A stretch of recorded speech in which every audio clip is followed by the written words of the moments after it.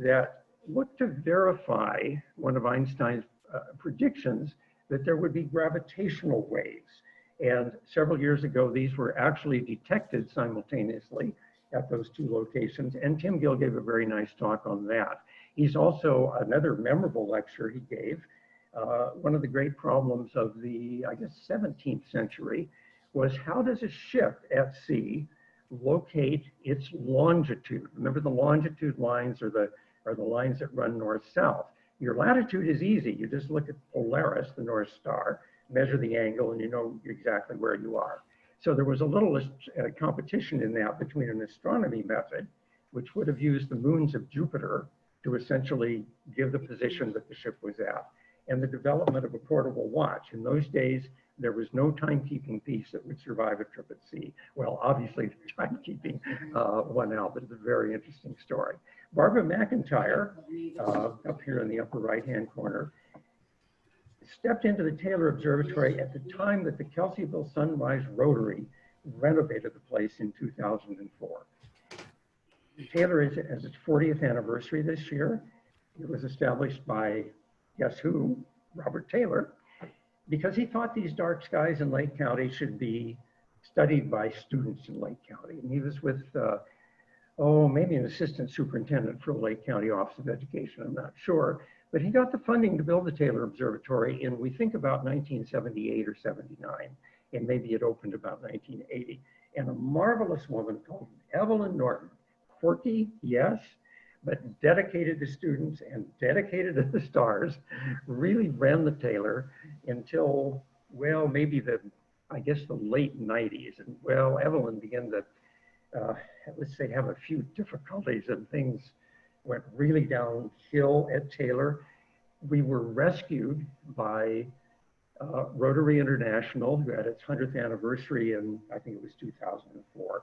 And our local group at the Kelseyville Sunrise Rotary stepped in, raised money, renovated the place, and then importantly, they hired Barbara McIntyre to run the observatory as the observatory coordinator. Barbara was a chemical engineer. Think about this, a woman getting a chemical engineering degree from the University of Buffalo, SUNY at Buffalo in New York in, I believe, 1968. She is a dynamic and fabulous person. She burned herself out. It's a half-time position that she had. She was working, I think, 60 hours a week.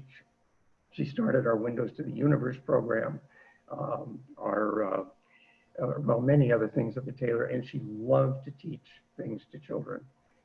Well, we finally, we gave her a few years of rest after she retired, and she's now, she's developed web pages for the church. She's very professional, and she manages our web page and developed our web page at friendsoftaylor.org, and I'll be referring to that a little bit later. And then one of our stars down here, Eduardo Alatorre, we have programs with the, mainly with the high schools in the county for high school students to do projects at Taylor Observatory, and they become kind of like docents, but of course they're not paid. Well, this guy, Eduardo Alatorre, has been interested in the solar system particularly since he was, I don't know, probably 2.5 feet high, had read through every book in the Lakeport Library.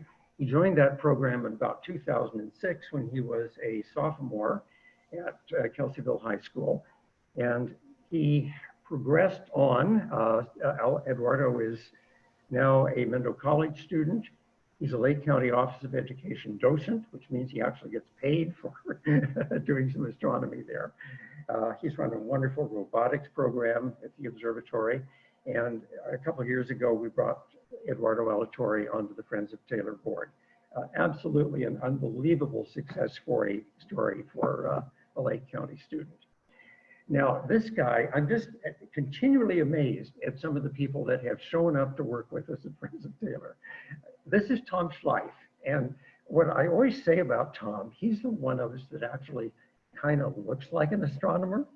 You can see him here with one of his telescopes. He's become actually a nationally regarded astrophotographer. So that's certainly an important and integral part of astronomy these days. Tom is also a master woodworker. And when he came on board and decided to join Friends of the Taylor, he said one day, Bill, do you have any old telescopes around? Well, the observatory was throwing away some old telescopes. And of course, being interested in astronomy, I couldn't let that happen. And I grabbed one of these things out of the dumpster and had I guess an 8-inch mirror in it. So Tom built this steampunk Newtonian telescope. This is all made from parts from a great local firm, Kelseyville Lumber. Well, prior to that, Tom had the experience, which as a organizer of a group like mine was unbelievable. For 12 years, he was the director of the Southbridge Lighthouse Museum in Kenosha, Wisconsin. This is an 18th century lighthouse on Lake Michigan. And under his leadership, it was turned into a major museum in Kenosha, Wisconsin. And his degree is in anthropology, and his specialty was, again, can you believe this? An exhibit designer. So the first project that Tom and I did together was on the big telescope at Taylor Observatory, where we managed to do photography of the X-planet Pluto, which is a challenging amateur astronomy project in preparation for our Pluto-Palooza event when the Horizon spacecraft landed there a couple of years ago, or 4 years ago maybe.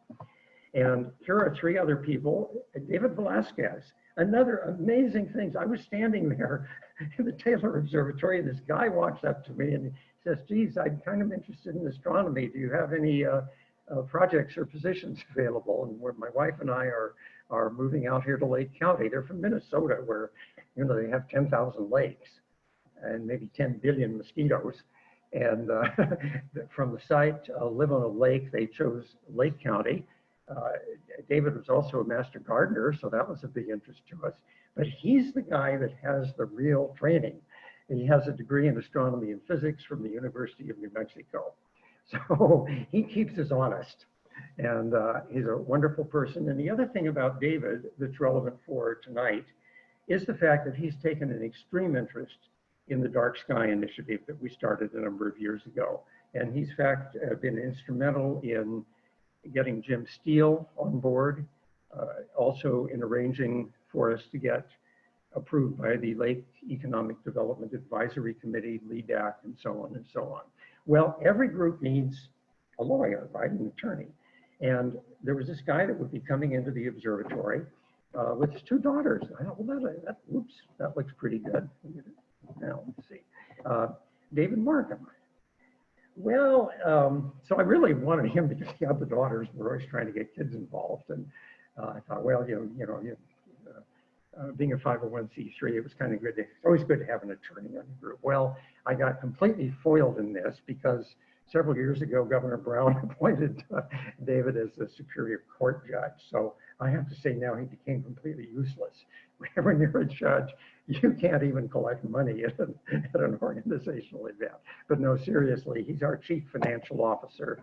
And that's, of course, a very, very important position in any group. Some of you may realize that there are wonderful connections going back thousands of years between astronomy and art. And one day about 5 years ago, we got a call from Emily Whittlesley down here in the corner. And she is from Finland, and she had a bunch of relatives visiting. And she didn't have very much money, but is there anything we could arrange for her at Taylor Observatory? Well, we gave a big discount. And she had about 5 students come over and a couple of their parents, and we spent a fabulous evening in the Taylor Observatory. They learned about the telescopes and looked at deep sky objects and, looked at the planetarium and all those things. Now, this has had an amazing outcome. One of the young ladies who was there, who may have been just starting high school at the time, because of her trip to Taylor Observatory, got interested in astrophysics and astronomy. And she is now applying to be the first female astronaut from the country of Finland. So Emily has done wonderful things for us. She's nominally the secretary of our group, although she spends a lot of time in Nevada doing her artwork, and very fine artist, absolutely stunning. So that's pretty much who runs the board these days. But as most of you know, The Taylor Observatory is actually owned by the Lake County Office of Education. One of the great things is that we are really independent of Lake County Office of Education. Why is that important? Let me give an example. The new resident astronomer at Taylor, Angelo Parisi, wanted us to do an upgrade, a significant upgrade of the planetarium hardware and software in November. $18,000. We have the money. We had a wonderful, generous donation from Chuck Neiman several years ago at the $100,000 level. So we're very capable of doing these things. In this case, we wanted to split the $18,000 bill between Lake County Office of Education, Friends of Taylor, and then we're going to get we have some additional donation from the community to pay for that. Well, it was November, and like any bureaucracy, things fall apart, particularly at the end of the year. There was a $2,000 discount for doing the order before some date in December. Lake County Office of Education couldn't do that. We could. So we were able to purchase this and save $2,000, and then everything got taken care of later. Brock Falkenberg, who's the superintendent of schools now, has been a fabulous supporter. His two sons were assistants, Cord and Nate, were assistants at Taylor for quite a few years. They're both, well, one is in college and one is in the military now. Brock has been very, very supportive of us in many, many ways. I'm not going to go into detail. When Barbara McIntyre finally retired from Taylor, we really didn't think we'd ever get someone like Barbara McIntyre. Well, it took 3 years. Amazingly, we got 2 candidates for that position of what we now call resident astronomer.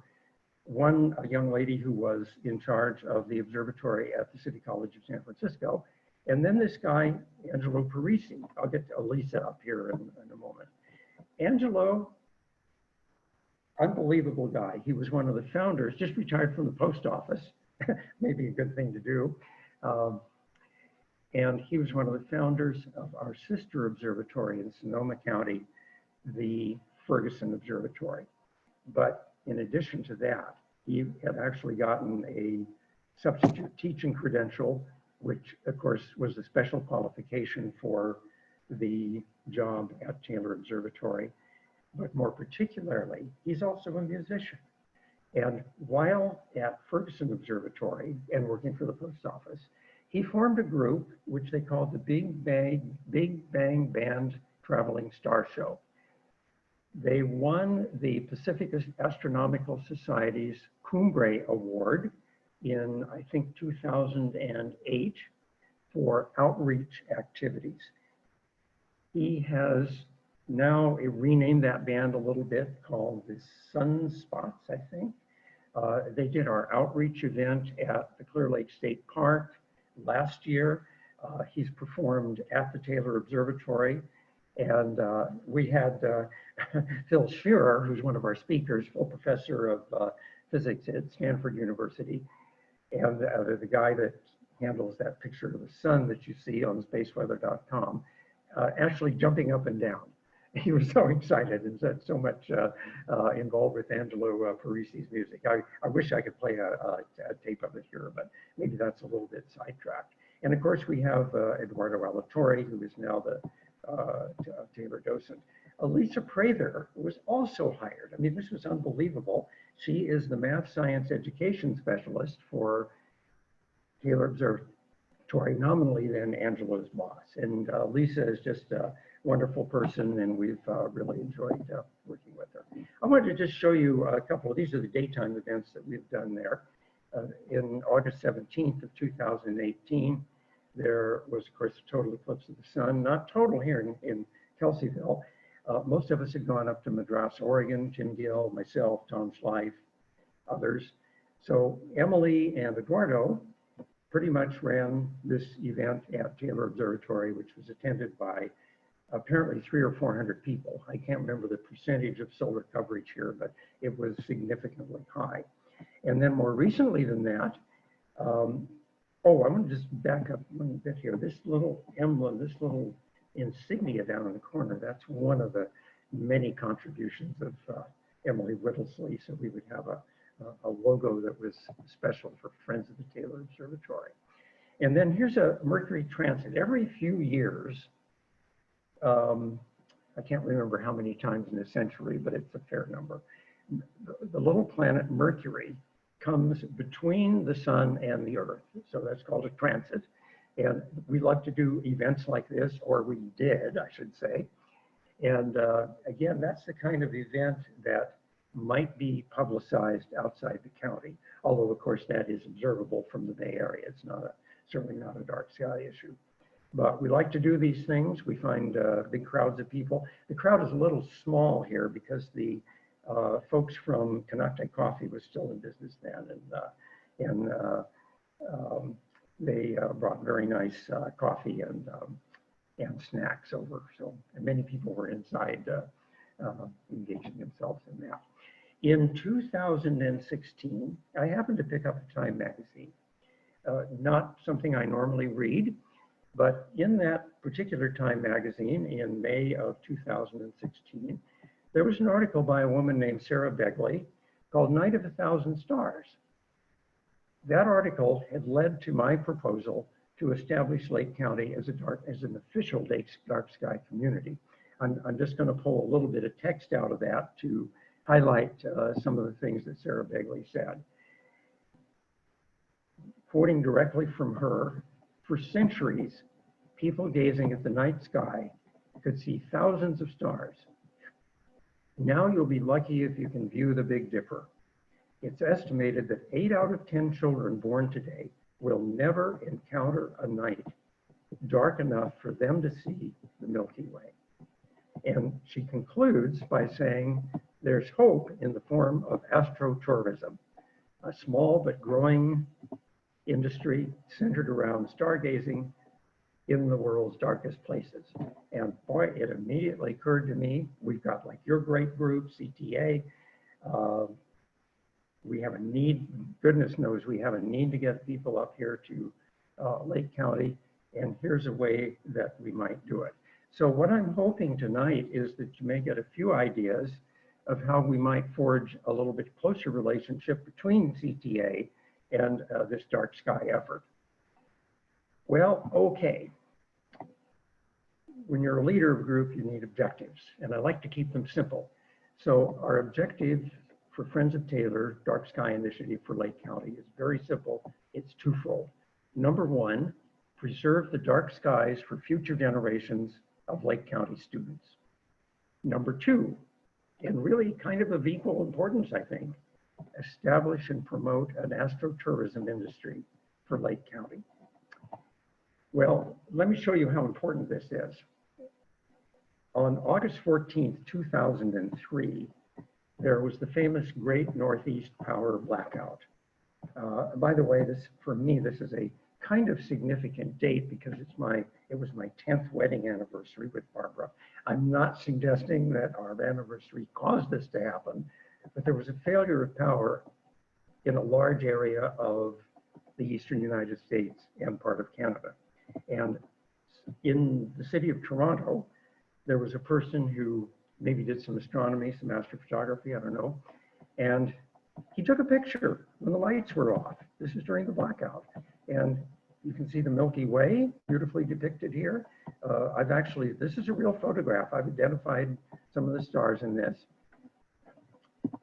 And then when the lights went back on, with the same camera settings and everything, he took another photograph. Well, if you look at this left-hand photograph, you can see a star there. You can see a star there. You can see a star there, maybe a couple down here. An amazing difference.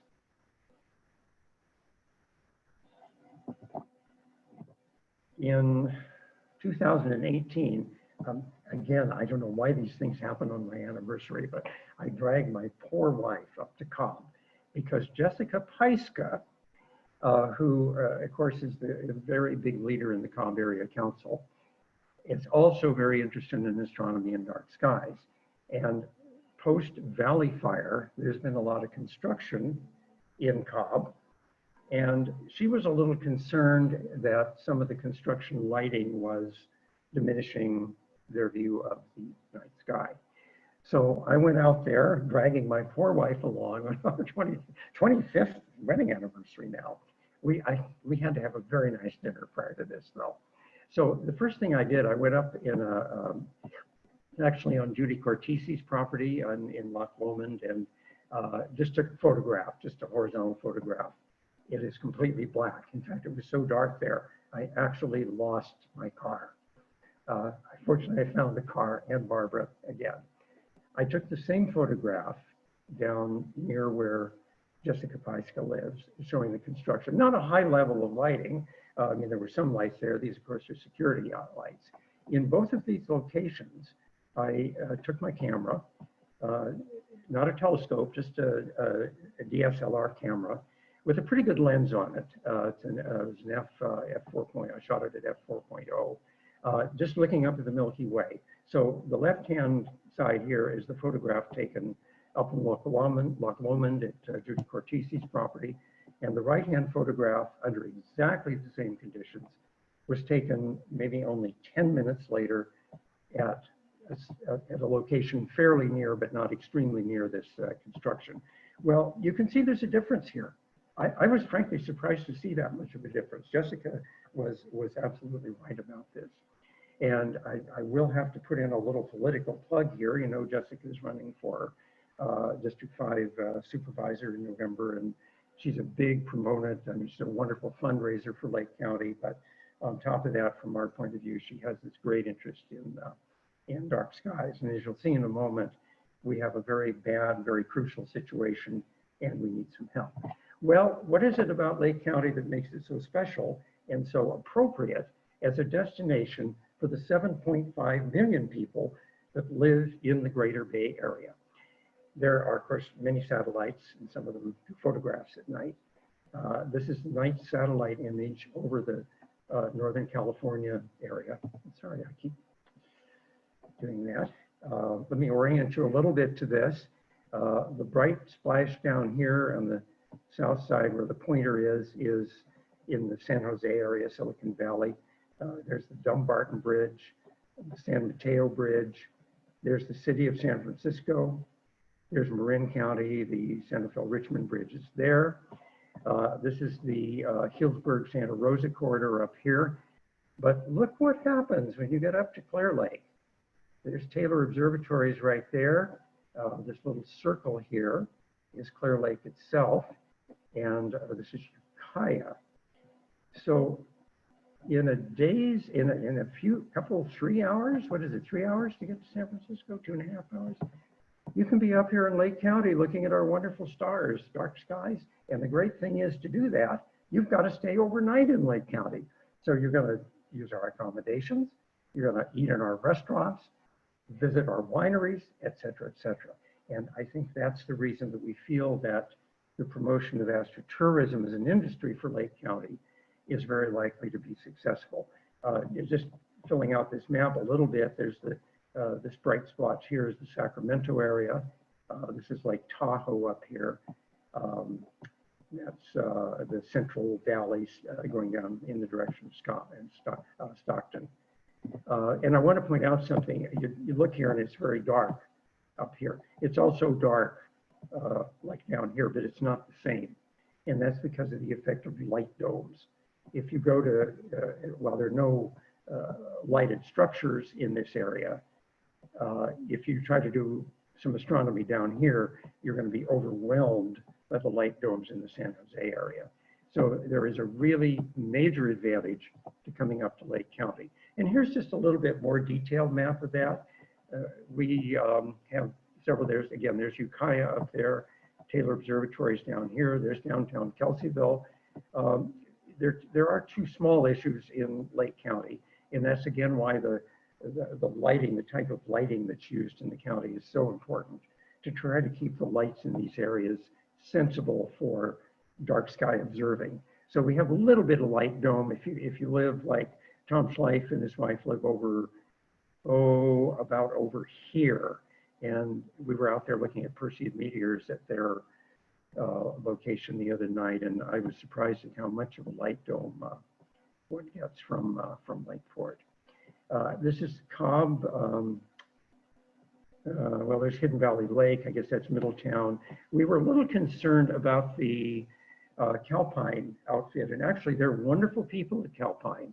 And Angelo Parisi and I had a great meeting in which I gave a big talk like this, and they are on board with us on reducing the lighting at Calpine over the years. They're not a big thing, but we do get a light dome. We did some very careful photography. Eduardo Alatorre's dad has vineyards out in that area. We found a great place to do some photography which showed the relative contributions of the Santa Rosa light dome, the Sacramento light dome, and the light dome that we get from the Calpine lighting up there. So as their lights burn out, they're going to be replaced with appropriate dark sky lighting material. Again, they're wonderful, cooperative people.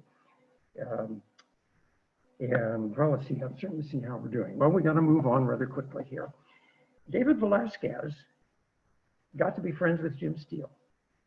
And I mentioned that we had had a presentation with the Lake Economic Development Advisory Committee, that's the city of Lakeport, and they immediately adopted a resolution supporting our dark skies concept.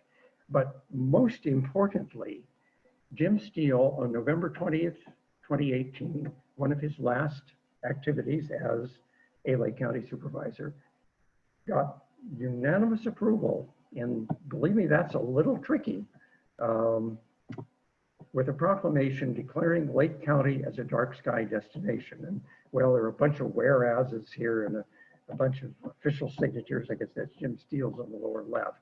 And I want to highlight two aspects of that. Whereas Lake County promotes and interprets local building regulations that result in dark sky friendly development.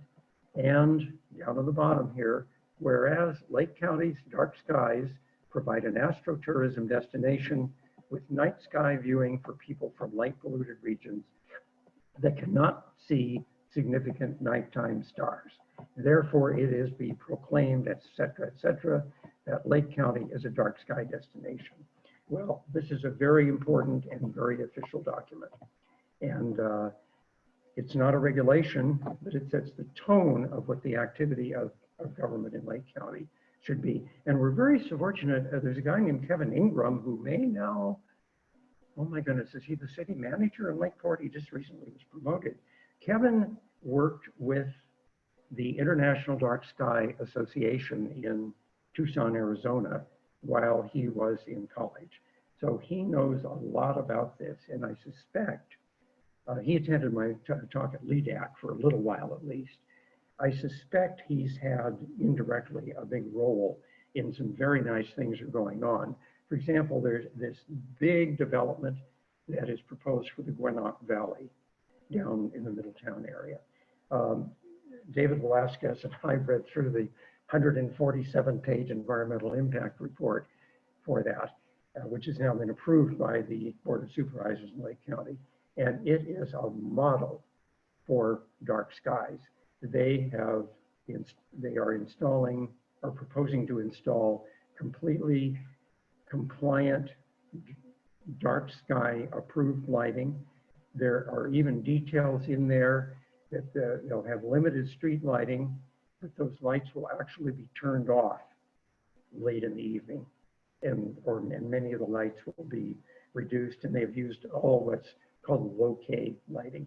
And I'll have to say, one of the great things about Lake County is that we haven't bought into the idea of contracting for a prison in the county. If you look at the state of California, the worst lighting situations are the various federal and state prisons in the various counties. I want to talk about comets a little bit, because as an example of the kind of events, and of course we've had a fabulous comet this summer, Comet Neowise. And I'm starting out here, I thought this was a nice illustration. This was the comet that came to visit the solar system in 1577. And again, from the standpoint of tourism, what does this show? This shows a whole group of people that have come to Prague I guess on November 12th of 1577 to look at this comet of 1577. And this falls into the category of a great comet. I think the comet Neowise, which we've been looking at this summer, is probably called a fairly good comet. So this was actually an engraving made, and again, example of the art, the connection between art and astronomy, and the reason I so much like having Emily Whittlesley on our board. Well, I promised you a cartoon, and this is a Bizarro by Bizarro cartoon, and this is an astronomy that I thought looked a little tiny bit like Tom Schleif, and that he has kind of long hair. But there's his telescope in the background here, and he's searching for his comet by looking in the cabinet in the bathroom. Where's that blasted power? Well, I apologize for that awful cartoon, but whatever. Let's see, we're the wrong way here. Comets have been associated with disaster and doom over many years, also with some very good things. And, you know, I had started to write an article for the Record B on this comet Neowise, the COVID-19 comet. This is a comet Kohoutek in 1972, and its official name was C1920x1080. And this was a group that formed 40 days, Nineveh shall be destroyed, when they shall cry, peace, peace, and then encounter sudden destruction. Comets, chaos. Well, this is from the very fine book called Great Comets by Robert Burnham, and there's actually a picture of Comet Kohoutek, which was, as comets go, kind of a flop in some respects. Over the years, comets have actually been associated with pandemics and plagues. So there's some reason for calling this Neowise comet the COVID-19 comet. I suppose the good news is it's going away. And I have a kind of a personal anecdote here. In 1910, we had a visit from, let me dip into my water here for just a moment. We had a visit from Halley's Comet. And at that time, chemists actually were starting to look at the identification of molecules in the comet's tail. And my goodness, they found a molecule called dicyanogen. Well, you know, we may be in a kind of an anti-science period in the United States right now, but boy, compared to 1910, we're in pretty good shape. This information about dicyanogen created a panic in some Earth residents who believed hydrogen cyanide gas would fill their homes. This wasn't hydrogen cyanide, but when they heard the name cyanogen and cyanide, they immediately thought about hydrogen cyanide. So growing up, and rags stuffed under the doorways afforded protection. Growing up, my mother talked about this.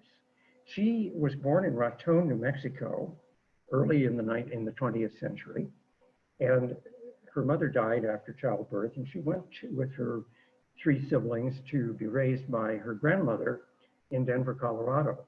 And my grandmother always talked about every night they would stuff wet rags under the doors and around the windows.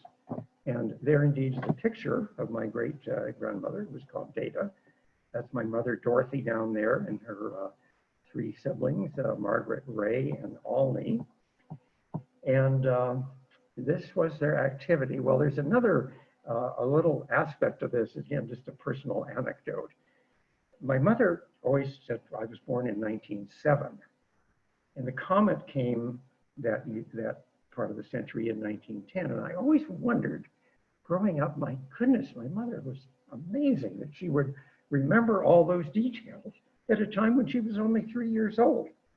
Well, when my mom was in her late 80s, we found out the truth. When she was growing up in Denver and 25 years old, she wanted to take some kind of a secretarial class, and the age limit was 20. Well, this was the days before driver's licenses and before social security cards, et cetera, et cetera. So she just wrote down 20, and no one questioned it. So she actually retired from the Bank of America 5 years after their retirement age. She was age 70. Well, of course, she was actually born in Redstone, New Mexico in 1902, so she would have been 8 years old at the visit of the 1910 comet Halley. This was comet C2020F3 Neowise, photographed from up here in our house in Kelseyville on the morning of July 6, 2020. That was just done with a digital single lens reflex camera, no telescope or anything. And it's kind of fun to shoot these things with, you know, at least some kind of a foreground. And so you can see the comet and the tail out there. This was a naked eye comet. You didn't need even binoculars to see this, as long as you had reasonably good eyes. And the author of that book that I cited earlier, Mr. Burnham, notes that there are two kinds of comets. There are popular comets and unpopular comets. Well, unpopular comets are those which are visible in the early morning. And this shooting, you can see the sun rising here, actually over Clear Lake at, I guess that was shot probably at 5:15 or something like that. Well, this was the most wonderful comet because it cooperated so nicely. It became an evening comet about a month later. I'll explain that in a moment. We actually put the telescope on this comet, and this is through an 8-inch Celestron telescope, again up here at my house, obviously. And I've never seen anything like this. Tom Schleif and I absolutely love comets. We look at every one that comes through Kelseyville, I should say.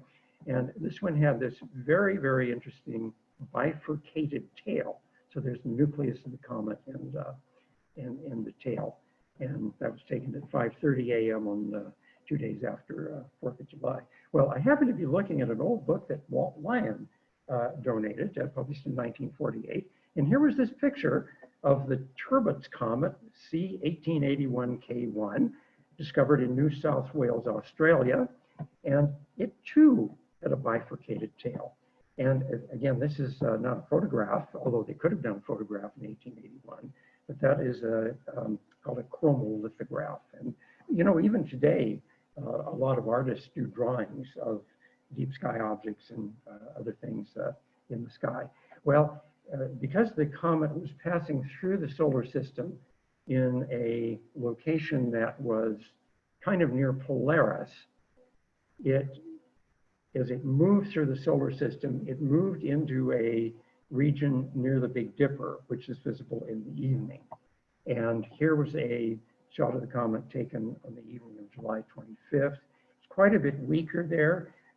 That's through a 135 millimeter camera lens at f2.8, and it's an average of 12 10-second photos that are stacked up in a separate program. And there you can see the green of the comet nucleus, and that's associated with that molecule dicyanogen that I talked about recently.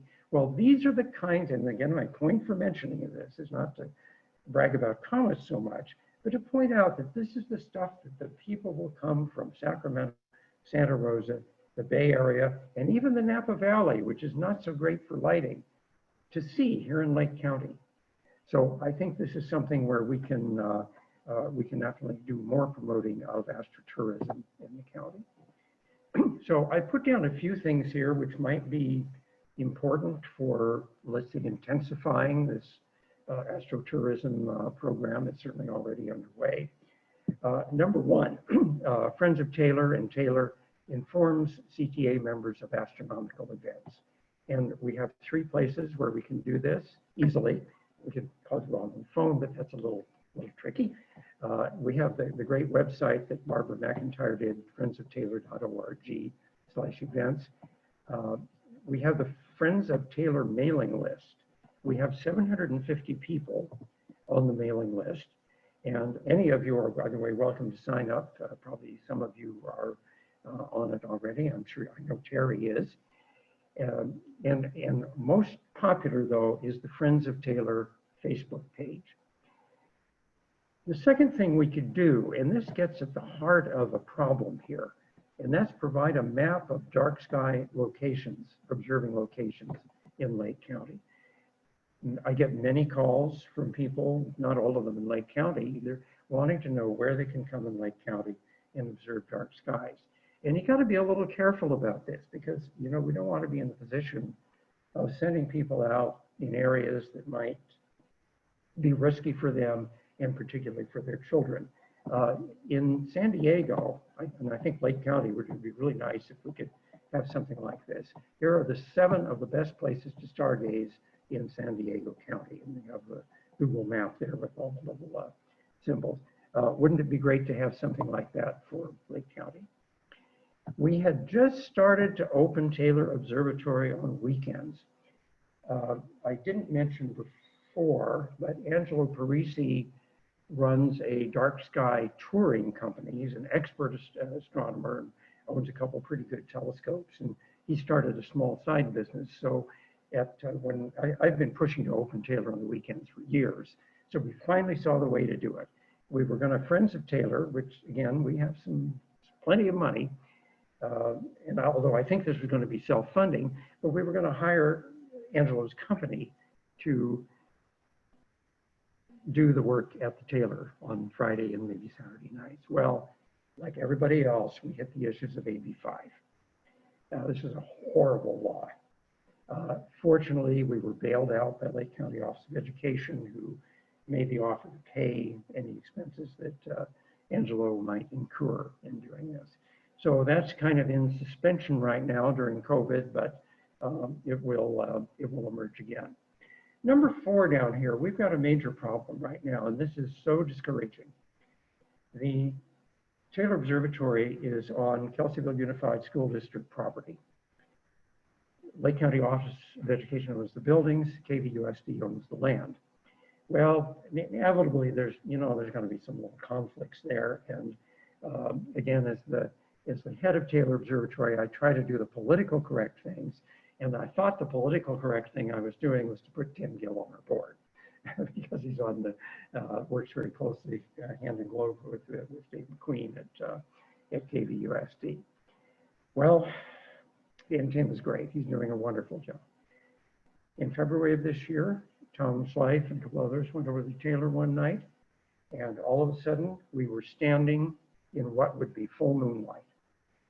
Without consulting us, having the courtesy to consult us in any way, the school district contracted for intense night lighting at 3 locations: the elementary school in Kelseyville on Guard Street, the Taylor Observatory, and the Riviera Elementary School. It has completely stopped astronomy, nighttime astronomy, at the Taylor Observatory. If it weren't for those lights, we would be doing Zoom presentations by hooking cameras onto the big telescope in the dome. But those lights, actually, when we open the dome up, come into the dome, reflect inside the telescope, and it's made a $20,000 piece of gear unusable. This problem will get solved. I don't know how it's going to do it. We've been working on this for 5 months, and nothing's happened. There was an interim solution proposed, which was a horrible solution. Nothing has happened. If any of you have ideas about this, I know Robert Bocabella does, preferably not involving firearms. I'd have to say that. But anyway, it does, though, I always look for the positive in things, although I don't see much positive in this. But it has raised the issue of maybe to be a really good dark sky location for astronomy, maybe the Taylor Observatory in its current location is not optimal because there are lights. So I've thought that maybe in the long range, we might think about the development of a dark sky county dark sky park in Lake County. And I wanted to talk about that just a little bit. If we can't get this, well, we're going to do this anyway, but I have wanted for years to put in a good solar observatory at Taylor because, that's our star. That's where students come in the daytime, and it's a great thing to do. We have Brock Falkenberg is just wonderful. There are as many stars as there are in the universe. There are school regulations in California, and Brock is a master at kind of dealing with those so that, keeping us from doing anything that's wrong, but being able to actually accomplish things on a good time scale. So we have a way worked out to put in a solar observatory at Taylor. A planetarium, of course, is a great educational tool. Angelo Parisi is becoming an expert in the educational aspects of the planetarium. It's the software and hardware that we have is from a company called Digitalis up in Washington. And their Nightshade software is very student and education oriented. He's gone up there and taking classes. He's learning scripting so he can write his own shows in the planetarium. When we can actually get people back in a movie theater type of environment, that will be a fabulous thing. And we'll probably continue our Winter of the Universe presentations.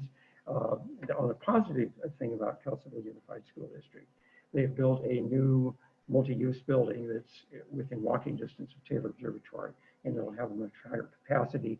We'll be able to handle crowds better, and there are actually people that do come up from the Bay Area to go to the talks that we sponsor. With regard to constructing a new dark sky park and observatory in Lake County, I think that would be considered an annex of Taylor Observatory. In some rural, very dark area, land is inexpensive around here. Made suitable and safe for visitors. Construct a small observatory to house telescopes, and then operate those telescopes remotely over the internet, in addition to having people go out there. That's kind of a long-range thought. Taylor has never been an optimal site for really, really good dark sky astronomy, and I think this could give us a fabulous resource. I just wanted to mention in closing here several things that happen that attract visitors. We of course have the planet at Taylor Observatory. We have the Friday night openings there where we have planetarium shows, stargazing, and conversations with astronomers. People like to do that. And we're very economical. In fact, our planetarium is actually as good in terms of the quality of the images as the Morrison Planetarium in San Francisco in Golden Gate Park, California Academy of Sciences. I always tell people you can go there and you can look at a planetarium for $35, or you can do it for $5 at Taylor Observatory. Every year we feature, except this year, the Perseid meteor shower, which is on August 14th. Again, kind of my wedding anniversary. I'm not sure how that happened, but whatever. It's going to be a great year in 2021 because we'll have a new moon. This year was actually quite good. I think over 3 nights we saw something like 40 what I call cloud burner meteors in the sky. It was really wonderful. Angelo Parisi and his now band called the Sunspots performed last year at the Clear Lake State Park. They organized the event. They let people in for no charge. You didn't have to pay to get into the park. And Angelo and his friend Terry did a fabulously entertaining performance with their band. You can read about that at the Lake County Bloom under this web reference if you care to. And then, like I say, we have the monthly window to the universe. We have some really good speakers, and we can tap some people that are even beyond what we've done so far. And then there are the sporadic events, comets, supernovas, I talked about comets, and lunar eclipses. Every year there's at least 1 or 2 lunar eclipses, and people absolutely love to come out and see those. And you have the resource of the Dark Sky Tour company that's run by Angelo Parisi. So people from the Bay Area could get a group of 20 people together, come up here to celebrate a birthday and anniversary or whatever, and pay Angelo lots of money, but come up to Lake County and again, eat in our restaurants, go to our wineries, use our accommodations and so forth. So I'm just going to my final conclusion here. This is a photograph I took actually from our house up here in Kelseyville at the time of the ranch and river fires. I guess that was 2 years ago. And I call it Fire under Cassiopeia. I don't know how well this shows here, but those of you know the heavens a little bit. If you just watch my pointer here, these are the stars of the W in Cassiopeia. And again, this was just taken with a digital camera and a pretty good lens. And there's so many stars in this, it's kind of hard to spot the cassiopeia. But underneath it was the fire burning in the eastern hills above Clear Lake Oaks. So you see that this is of course smoke, these are not clouds. And the reflection of those clouds, there's the hills in Clear Lake Oaks and the reflection of the fire in Clear Lake. And this received 20,600 hits on the photo Facebook page. And one of the people said, well, there's a person that knows how to realize some good in a very, very bad thing. Here's my contact information down here. If any of you after tonight have follow-up questions, you can call the Taylor Observatory and you'll connect to me, but this is my direct dial number and then my email address. So thank you so much for this opportunity to talk. I think I went about the length of time. Jackie said talk about 30 to 45 minutes, and I think I'm at 40 minutes right now, so at least I came fairly close. So anyway, Jackie, back to you. You did wonderful, Bill. So thank you. That was amazing. So I wanna open it up to questions. I know I have a couple. Does anybody have any questions that they wanna ask of Bill? Well, Bill, it's Robert Bocabella. I want to again thank you so much for doing this. We've been planning it, you and I, for what, over a year? So I'm glad it's finally happened, and thank you so much. And of course, my concern about the Riviera School in the Riviera is also a problem with lights, and certainly the Riviera Market lights that blind you when you come down the highway. So we have to find a way to make this happen. I had a quick conversation a while back with Jim Steele, and he's wanting us to really make sure that the county prioritizes a community development person who can really keep an eye on this and make sure all developments were really going to be following through. I'm really happy to hear about what has happened for the Gwinnett project. That is tremendous news. Thank you so much for everything that Taylor's doing. And with that, I am now retired. His last hurrah. Not as the CTA, but just as part of the management, and I've loved every second out of it. Thank you, Jackie. Thank you, Robert. Thanks for all you did. Maria, you have a question? I'm going to the Democratic Yes, actually, I have a question because I have lived in Lake County since 1988. Lake Port, right on the water, on the shore. And I have to tell you that my skies have diminished incredibly greatly. And I'm an astronomy major. That's my science, and I still follow it, have a telescope, that kind of stuff today.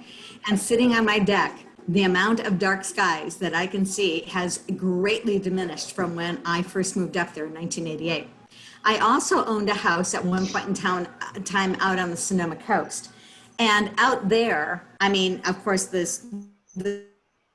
skies are incredible, but what was really amazing to me is that all development out there, we couldn't even, I mean, it went to an extreme, but any outside lights had to have a covering on all three sides so that it could only go up or down and not out.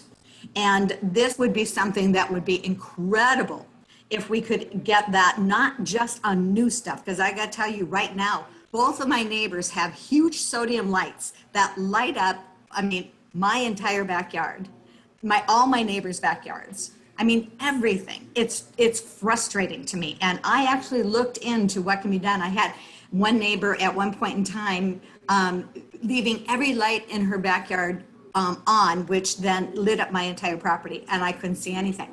And so I actually went to the laws that are currently in Lake County, and there was nothing to help me, nothing. So I had to go to the laws in the state of California to actually say, what can I do? And it basically was a nuisance. It was bothering your neighbors, and unrightly so. But boy, this is something that I think we need to really address because of the areas that we have. If they took and put the 3-sided things on those sodium lights so that it just did down and not out, would help a tremendous amount. So just my 2 cents, but since 1988, my viewing has gone down tremendously. And it's frustrating. Bill, can I ask you, so what is that? Marie, let me just address it. Marie, we would, of course, love to have any help you would be willing to provide for that, because there is just so much that has to be done. I think on this current issue with the KVUSD, I'm thinking about maybe going before the Board of Supervisors myself. And you're right about the regulations. There are regulations with respect to, I think, construction sites. So if you're doing a construction in Lake County and you put up lighting which interferes with neighbors, then something can be done about that. But if they're old-time neighbors or something, I think there's nothing you can do. Interestingly, the reservation to Taylor Observatory, the folks are wonderful. When that development was built, there was an ordinance put in that they aren't allowed to have above street lighting. And the neighbors over there really kind of look out for Taylor Observatory, and they kind of have a word with people that put out those bright lights. So interestingly, from that direction, we don't have a problem. It's real irony that we would have this awful problem from the school system itself. So Bill, what agencies is there that regulate that? Well, there's really no regulation except for that construction thing that I know of in Lake County. Okay, so what, I guess what agency would monitor that? We need to pass a county ordinance, basically. Correct. And it's only through like the Gwinnett project, they had to get an EIR, and it was quite a big, they had a lot of issues to address, and so they addressed the lighting issue because it was raised by different organizations. Got it. Taylor Observatory, and so, but really, I mean, I have a friend who wrote I think it was Robert mentioned the Riviera Foods, and she contacted them about the lighting, and they said, well, they need to keep the parking lot lit. So how about if we shifted a little more toward tourism?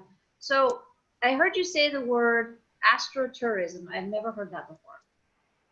Now you have. Now I have. So how big of an industry is that? Do you have any idea?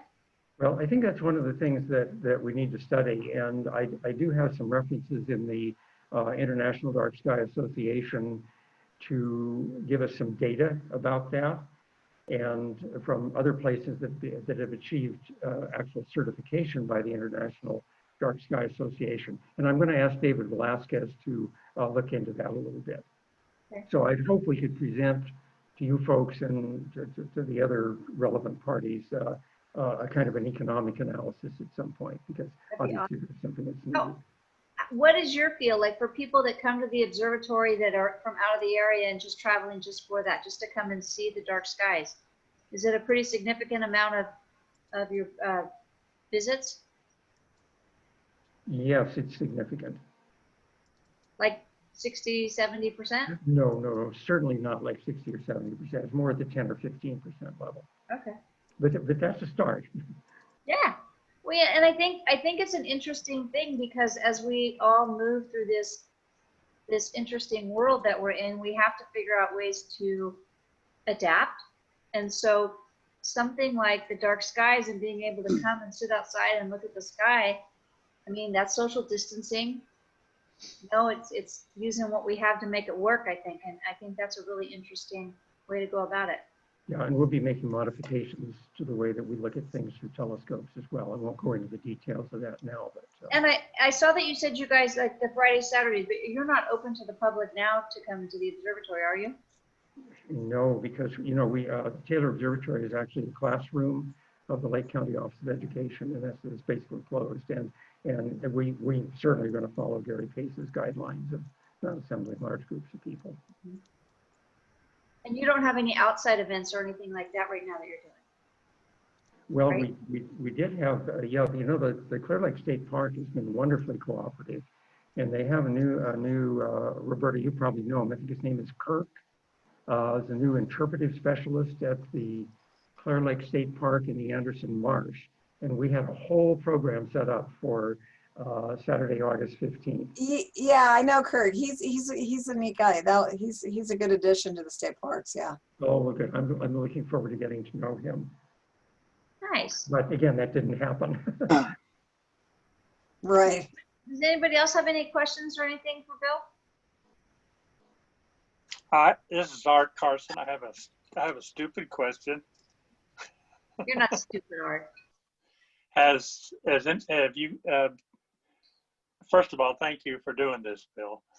Have we considered a GoFundMe project to help fund what is obviously the critical project of moving somewhere to a better site?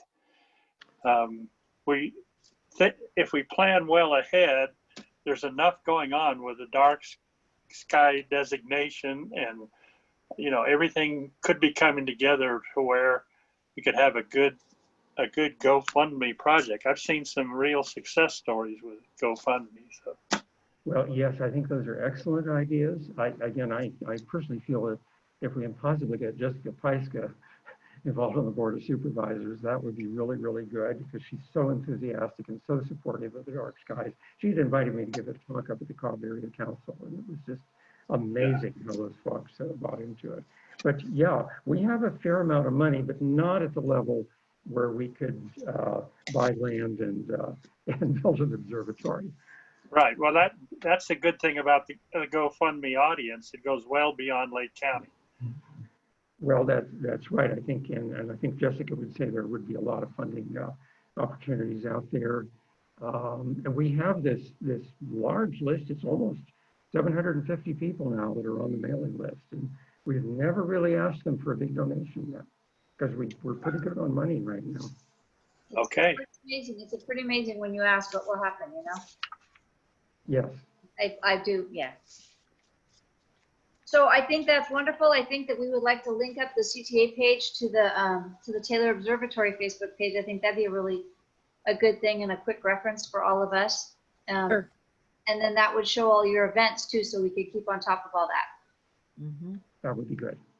So I did want to just remind all you wonderful CTAs out there that we are in the middle of retail week, right, Michelle? Yes. You want to talk about that just a minute? Yeah, so everyone, you know, our restaurant week was such a success that we wanted to now share that love to all retail in Lake County. So as you're going about your business this week through Sunday, please post something on the closed Facebook group page about where you visited. It's not only showing your individual support for a business, but and it's also, you know, growing that awareness for other people who may not know about that other business. So I think we just need people to start posting. Yeah. That's what I said. It's like retail therapy with a purpose, you know? That's right. What better reason to shop? And so the other thing coming up, I'm sorry? Somebody have something? No. That's right. We also coming up on renewal season, so that will be starting by October 31st. You want to log in your 50 points, and that is really easy to do. In fact, you guys remember you get 5 points for coming tonight, 5 points for participating in Retail Week. Easy peasy. So don't forget to do that for us, okay? Bill, where'd you go? Bill? Bill? There he is. So I think Michael has a little presentation you wanted. Does anybody have anything else? Yeah, I do have one question. Yes, ma'am. Yeah, I just had a question about on the retail therapy thing. Do you want us to post on the page for CTA or on the person's, okay, on the CTA page, and do you want to do the gold star thing again and all that stuff? Okay, because yeah, I've done a couple of those things and I wasn't sure if I haven't posted yet because I just did it like today. And I didn't know if you wanted me to go through you guys and you pass it along, or do you want me to go to that person's website and put a star that way. Go ahead, Michelle. So Becky, you could do both. Putting it on our Facebook group page, and you can put it on the, it depends on the business whether they'll allow you to post something. So if you put a link in your in your post on our Facebook group page, the business will see it. So at least they know what we're doing, which is huge. No, I'm not. And then I'm going to kind of vet what's going on and then post stuff to our public page so that even more people outside of the CTA will see it. I see. Okay. Okay, great. Thanks. Nancy, did you have something? Yeah, I do. Thank you. I just wanted to mention, you were mentioning about recording our points, etc., and looking for volunteers. I had a couple people ask me about so volunteering and working with the CTA and these things that we're doing, you can put that in and get points by doing so. So those folks that are offering to help Colleen and I on the phone tree, they're going to be able to get points. We'll get points. So I just wanted to get that out there. Awesome. Thanks. We did revise the volunteer menu that we use. Michelle revised it. It's our COVID version. So that is posted on the CTA, Lake County CTA page. And that's just, you know, it just gives you an idea. A couple weeks a month, that kind of thing. And then you can just volunteer, get involved, and have some points. So Bill, Michael is going to show us his cool 3D night sky video. But just in case, I wanted to give you a great big thank you. And we really appreciate you being here and sharing the information. And I think it is such a special little gem that we have there. And anything that you guys can do to help us, give us the tools to get the word out, I think is just incredible, because we got to take advantage of all the special things that we have, and that is certainly one of them. So It is. Thanks, thank Jack. you very much. Yay. Yay. Yay. Wake up. All right. So Bill, any parting words, Bill?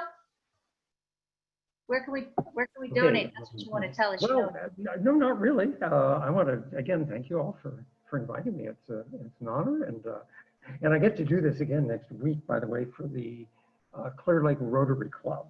So nice. This is the Fabulous. first presentation I've done over Zoom, and so it's good. A great experience. Jackie, thank you for doing so well. Good. I'm glad you liked it. Thank you. So Michael, you want to take it away and show us beautiful night sky pictures? Sure. Look at, there he goes. Boom. You've done it. So, yeah, this one was just actually, it's a single photo. It's actually a 360 photo taken from my roof when Neowise was here. And oops. Awesome. I actually stuffed the rotation if I hit the wrong button there. And, but you can see Neowise. Ah, shoot. Ah. Messing my own thing up here. That's cool. Yeah, you can see Neowise down here on the horizon, and just amazing Milky Way coming up through here. But yeah, as a night owl and a photographer, the Lake County skies are just absolutely amazing, and I want to keep it that way. Yeah. But that was all I had to share. It was just a little Little glimpse. little glimpse into my night sky. That's cool. Gorgeous. All right, you guys. Well, I want to thank everybody for being here. Thanks for being wonderful CTA. Go shop, and we will talk to you guys soon. Thank you so much. Yay. Thanks, everyone. Bye. Have a good night. Bye. Good night.